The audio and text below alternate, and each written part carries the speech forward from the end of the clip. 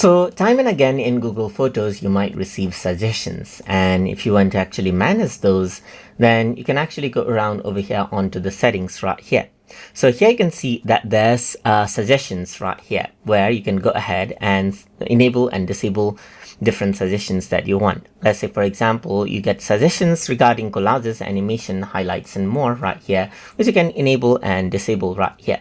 Then you also have rotation. So let's say, for example, you have sideways photos, then it'll suggest you to fix it. And then you can you also get suggestions of archived, and you can also view skip suggestions right here. So right now there's no skip suggestions as of now because I haven't used it much, but you will be able to go ahead and get all of the suggestions right here. You can also see any unsaved creations right here. Like let's say, for example, there's a collage that I haven't saved, so I can simply go ahead and save this out right here as well for the suggestions.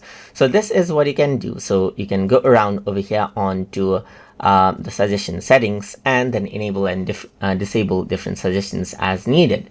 So that is how you can work around with the suggestion settings inside of Google Photos. So I hope you guys learned something as always. And as always, please like, comment, share, and subscribe.